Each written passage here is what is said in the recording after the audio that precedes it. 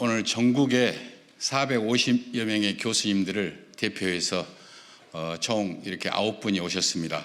제가 한 분 한 분 소개해 드리겠습니다. 한신대학교 강남훈 교수님 오셨습니다. 군산대학교 정균승 교수님 오셨습니다. 목포대학교 고두갑 교수님 오셨습니다. 아주대학교 유정훈 교수님 오셨습니다. 국민대학교 김세중 교수님 오셨습니다. 방송통신대학교 임재홍 교수님 오셨습니다. 우석대학교 김윤태 교수님 오셨습니다.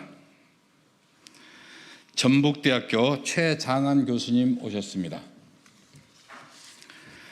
자, 그러면은 저희들이 기자회견문은 이렇게 돌아가면서 세 분이서 낭독하는 것으로 그렇게 하겠습니다. 낭독해 드리겠습니다. 기자회견문. 안녕하십니까? 오늘 기자회견은 더불어민주당 이재명 대표에 대한 공정한 재판을 촉구하고 그를 둘러싼 검찰 수사와 기소 과정에서 나타난 문제를 알리기 위해 마련되었습니다. 이재명 대표는 직전 대통령 선거에서 불과 0.73% 차이로 낙선한 유력 대선 후보였습니다. 그러나 현재 진행 중인 검찰 수사와 기소 과정에서 정치적 편향성이 드러나고 있으며 이는 대한민국 민주주의와 사법부의 독립성을 위협하는 일입니다. 현 정부의 검찰은 전례 없는 방식으로 이재명 대표를 선거법 위반 혐의로 기소했습니다. 이는 헌정사에서 대선 낙선자를 선거법으로 기소하는 최초의 사례로 대통령이 당선 시 임기 중 형사소출을 받지 않는 특권을 고려할 때 대선 낙선자에 대한 기소는 최소한의 형평성을 저버린 것으로 평가됩니다. 이러한 기소는 검찰을 동원한 정치 보복이라는 비판을 피할 수 없습니다.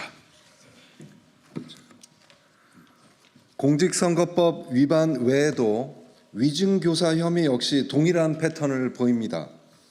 검찰은 김진성 씨에 대해 뇌물 혐의로 구속영장을 청구하며 수사를 진행하다가 그가 위증교사를 자백하자 그 사건을 기소하지 않은 채 별건 수사를 진행했습니다. 이러한 비합리적 수사 방식과 기소 결정은 검찰의 공정성에 심각한 의문을 제기합니다. 이재명 대표에 대한 수사와 기소 그리고 재판 과정은 많은 국민의 주목을 받고 있습니다.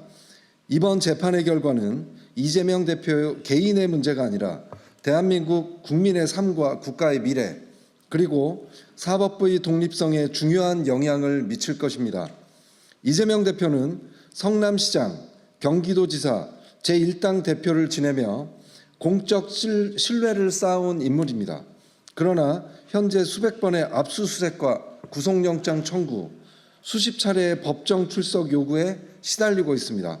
이는 대한민국 헌정사에서 유례없는 압박으로 일부에서는 법정연금이라는 표현까지 나오고 있습니다.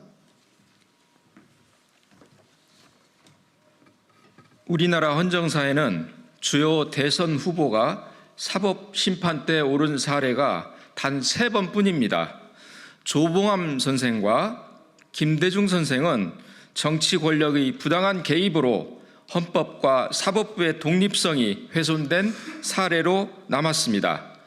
이재명 대표의 사건 또한 민주화 이후 유력 대선 후보가 정치적 탄압을 받고 있는 3번째 사례로 기록될 것입니다. 이번 재판은 이재명 대표 개인의 문제가 아닙니다.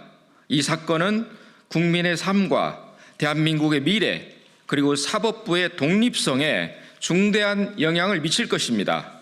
우리는 헌법과 법률에 따른 공정한 판단이 내려지기를 간절히 바랍니다. 대한민국 민주주의와 사법 정의를 지키기 위해 이재명 대표에 대한 공정한 판결이 내려지길 강력히 촉구합니다. 2024년 11월 11일